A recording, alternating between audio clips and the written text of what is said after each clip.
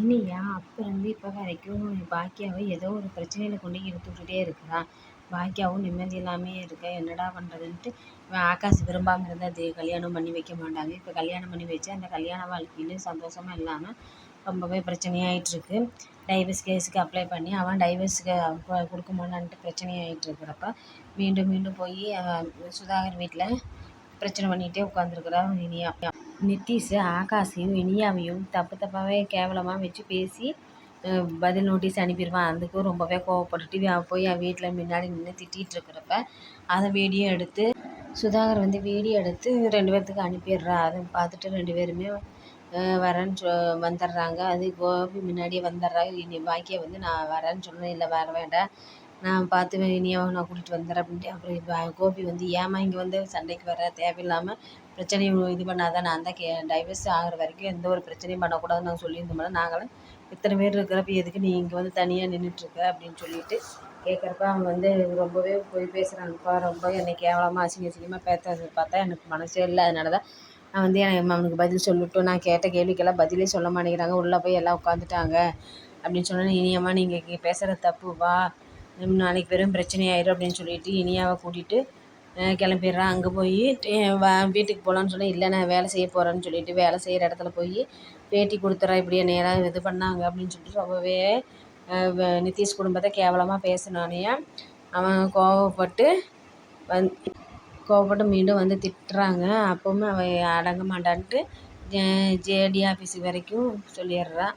அங்கேயும் போனானே அவங்க உடனே ஆக்ஷன் எடுக்கிறன்ட்டு நித்தீஷ் குடும்பத்தை ஜெயிலில் போடுறதுக்காக போலீஸ்கெல்லாம் கிளம்பி போனானே அவங்க 3 பேருமே தலைமறைவாயிடுறாங்க.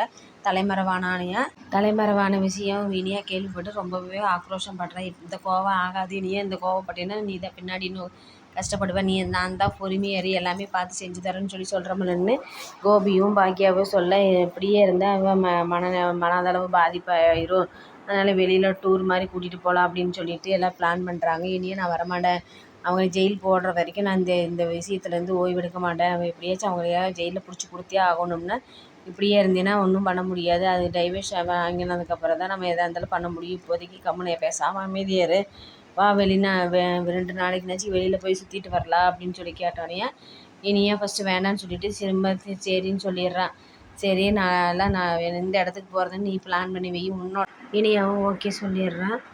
கோபி வெளியில் கிளம்புறப்ப காரு குறுக்க நிற்கிது, அது யாருன்னு சொல்லி பார்க்குறப்ப யார்டா இங்கே குறுக்கு காரை போட்டதுன்னு போய் எட்டி பார்க்குறான். அப்போ பார்த்தா அங்கேருந்து சுதாகர் இறங்கி வராரு. இறங்கி வந்துட்டு ரொம்பவே கோபி பார்த்துட்டு வான் பண்ணுறாரு, உன் பிள்ளைய ஒழுக்கமாக இருக்க சொல்லி, ஒழுக்கம் தவறுனான்னா நடக்கிறதே வேறையாயிரும், எதுக்கு அவள் கேஸ் கொடுக்குறா, போலீஸ் எங்களை தேடிட்டு இருக்குதில்ல அப்படின்னு சொன்னானே கோபிக்கு ரொம்பவே பேச கோவம் நான் போலீஸுக்கு ஃபோன் பண்ணுறேன் அப்படின்னானே அந்த ஃபோனை கீழே தட்டி விட்டுறான் சுதாகர். தட்டி விட்டுட்டு இன்னும் எப்படி பண்ணுவேன், ஒழுக்கமாக இருந்துருங்க, இல்லாட்டி கூடோட கைலாசம் அப்படிங்கிற மாதிரி எல்லாத்தையும் பொண்ணே போடுவேன் அப்படின்ட்டு மிரட்டிடுறான். இனியா கேஸ் கொடுத்தனால சுதாகருக்கு ரொம்பவே கோபம் வந்துடுது. அதனால் ரொம்பவே கோபி போட்டு மிரட்டுறாரு. கோபி அவரு தெளிஞ்சவர் கிடையாது. இனியா வாபஸ் வாங்கினா உங்களுக்கு கூண்டோட கைலாசம் பண்ணிடுவேன் அப்படின்னு சொல்லிட்டு சுதாகருமே ரொம்பவே வான் பண்ணிவிட்டு கிளம்பிடுறாரு. கோபிக்கு என்ன பண்ணுறதுனே தெரியல, என்னடா இப்படியெல்லாம் நடக்குது அப்படின்னு சொல்லிட்டு இனியாவுக்கு ஃபோன் பண்ணி அவள் பேசுகிறான். யான் தன் தலையிலே மண்ணள்ளி போட்டது மாதிரி இனியா தன்னோட தலையிலே மண்ணள்ளி போட்டு ஆகாசை விரும்பாமல் இருந்திருந்தா இவளுக்கு கல்யாணம் பண்ணி வச்சுருக்க மாட்டாங்க. அவசரமாக பணக்காரமாக படம் பாருங்கன்ட்டு உடனே கல்யாணம் பண்ணி வச்சிட்டாங்க. அந்த கல்யாணமே இனியாவுக்கு ஆபத்தாக இருக்குது அப்படிங்கிறது